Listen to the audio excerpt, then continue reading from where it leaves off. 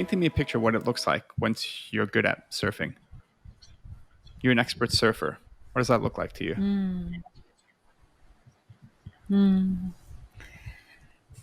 Okay, well, we only have to look at expert surfers to know they're having a heck of a good time. So energizing. We even have a word for it, right? Dawn patrol. I go out with my buddies and, we catch the waves first thing in the morning. We just can't wait to start our day in that way. When people are surfing quantum waves, it's a similar sort of exhilaration. Because you're one with the wave, but you're also constantly becoming more masterful on that board. I call it the impact that you're having, but it's really the ride that you're experiencing. If you can ride that wave from the time you catch it all the way into the shore, and now you take that analogy and you say, as an entrepreneur, you're going to catch that wave and ride it all the way into the shore. That's impact.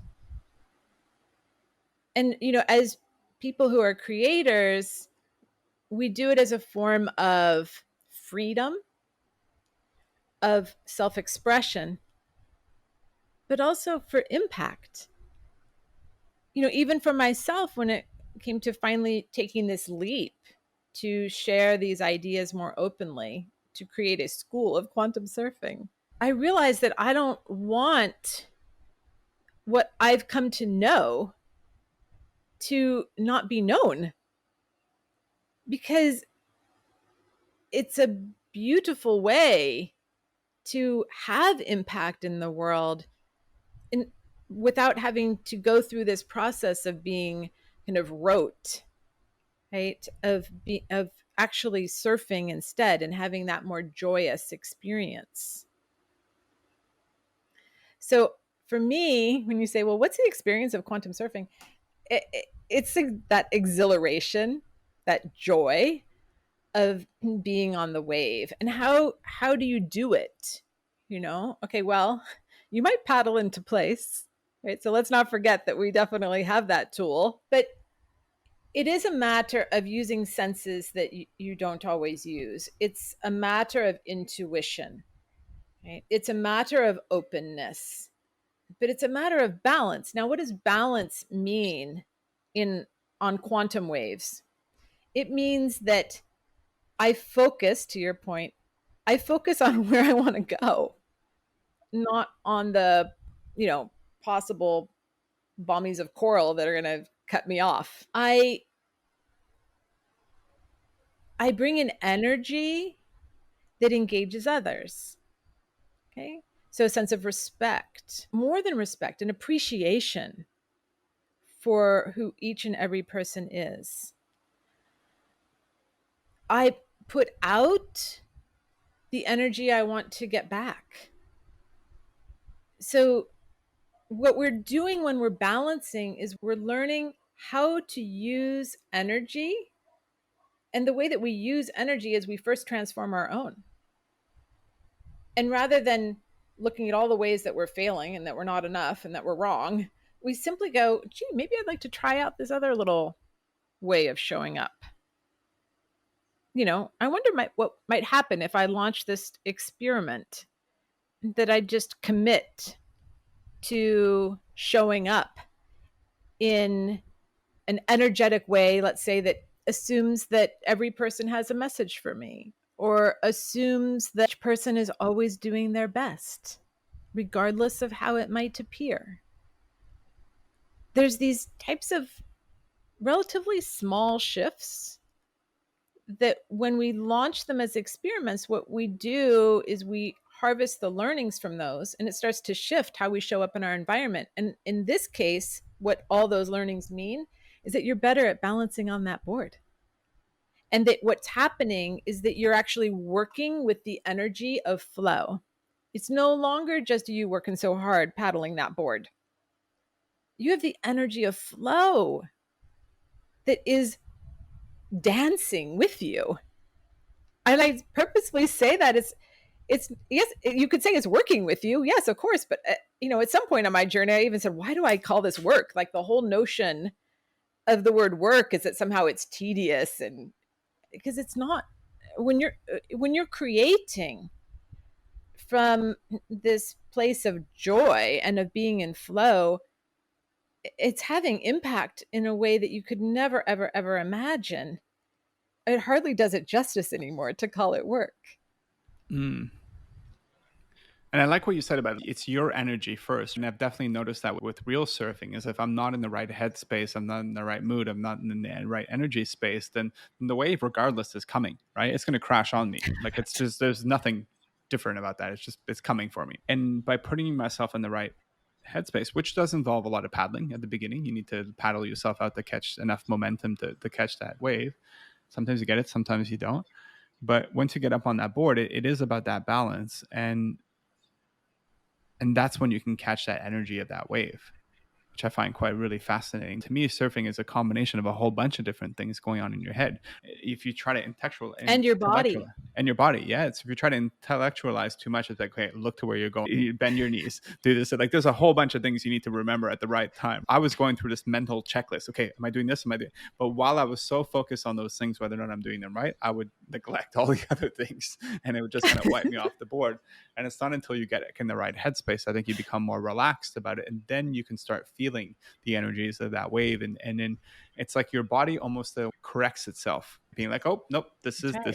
this is how to deal with this one, and then the next one that That's comes right. out, oh, it's slightly different than the other one, but that's okay, this is how you do it. Yeah.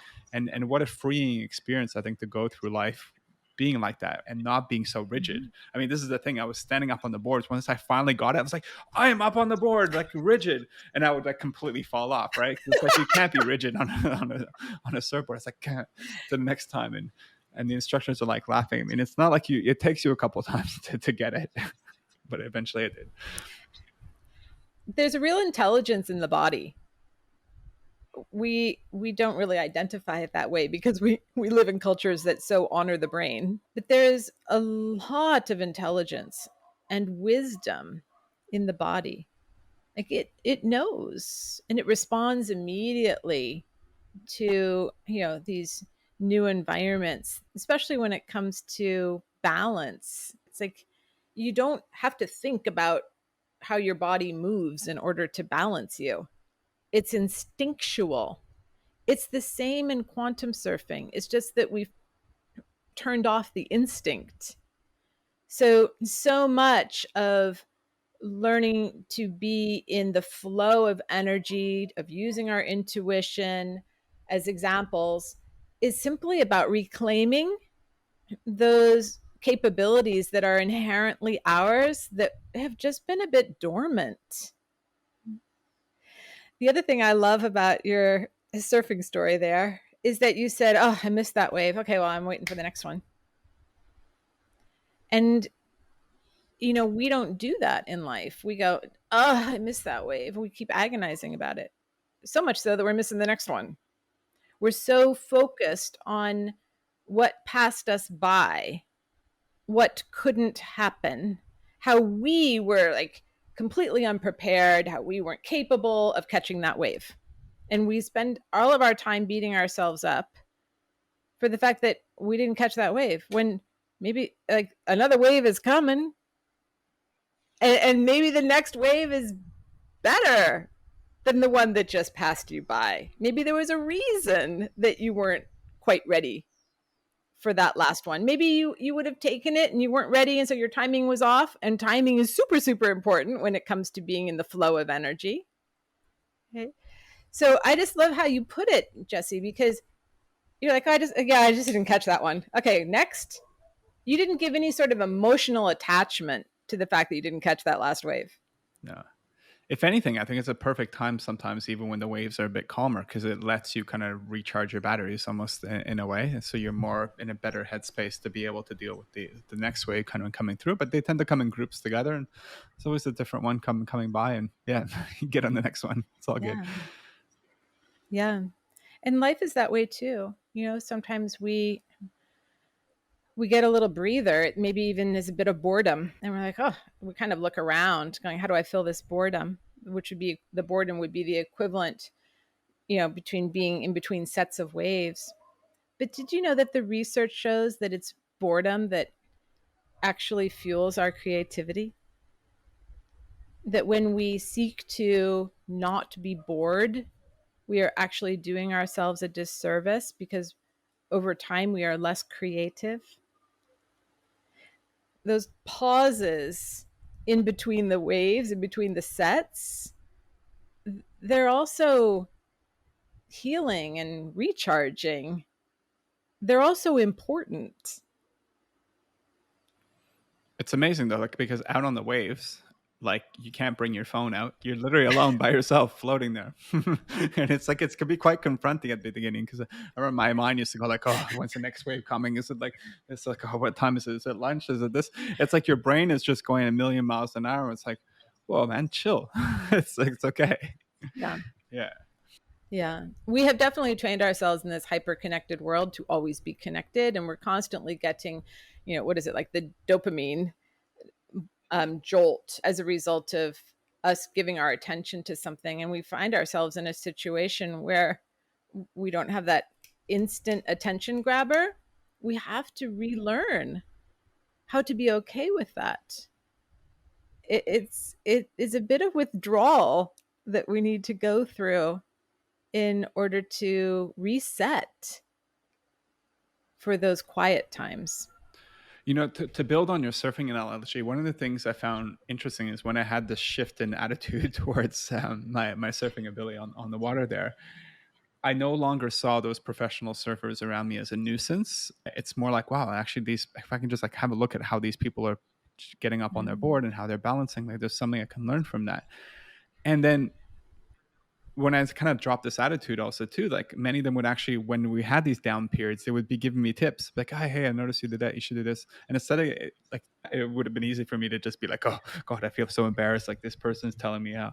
And so it's like, I kind of took it with an open arms and open attitude about it. And I think that's the thing is that I think out on the water, surfing those waves is that there are people who want you to succeed. There are people who want you to surf those waves with them. And there's a lot to learn from those people who are a bit better at surfing than you.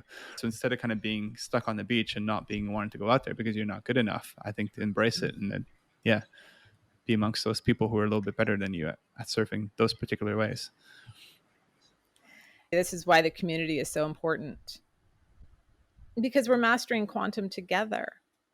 And so there's no one who has mastered it entirely, but we are together learning more rapidly. I will also say that those surfers who are so excellent, who are giving you tips, make no mistake, they're also watching you and reminding themselves, like, oh, yeah, when I was starting, I was doing that mistake. Oh, I still do that a little bit. The learning doesn't go in one direction. We're constantly learning from each other. It's a danger when you think of yourself as the expert because you might turn yourself off from continuing to learn. So I really love the community aspect of what we do because we're having fun on those quantum waves together. And when someone surfs a wave, they're like, oh my gosh, I just have to share with you, this is what just happened to me. And everyone else gets to kind of replay that ride and go, oh, I see what he did there. Oh, I hadn't really thought about that technique. Let me go for it. Beginner's mind can really have breakthroughs that the pros didn't realize. So just to give you credit for being out there and everyone's learning from you too. I think to go back to your hero's journey and analogy is I think there's in every hero's journey there's always the mentor. The mentor is always critical to the hero's journey because the mentor lives in this special world and he's able to guide this hero through all the trials and tribulation, but it is very much the hero's journey. It's not the mentor's journey. There's as Right. much power, I think, that when you're an expert surfer to be the mentor, because you, like you said, you do learn from the people you're trying to be a hero to, and they make you a hero back in return also too. And that's, I think that's what's so powerful about having this mentality of living in this quantum reality, is that you are on a heroic journey yourself, but there are many mentors around you who want you to succeed. They want you to help you, and there's power in Yeah. playing both roles. Yes, and the mentors often know what they know well, but they're not on your journey. So they're there for a particular period of time. And then you go off to really create the most phenomenal version of you and your expression of life through you. Then even the mentors, we can all be mentors for one another. That's really, for me, what's so lovely about this learning and co-creation. It's just, I heard someone just make a comment in, one of my scans, that we're past the age of the guru. It's true. We've been well past that age for a long time. The idea that there's gurus who have all the answers for us is fundamentally incorrect. The only person who has answers for you is you. And mentors along the way, experiences along the way are maybe revealing those answers to you. But it's you who puts it all together. It's you who takes all those influences and uses them to express your greatness through the person that you are. So, for sure, we're past the age of guru.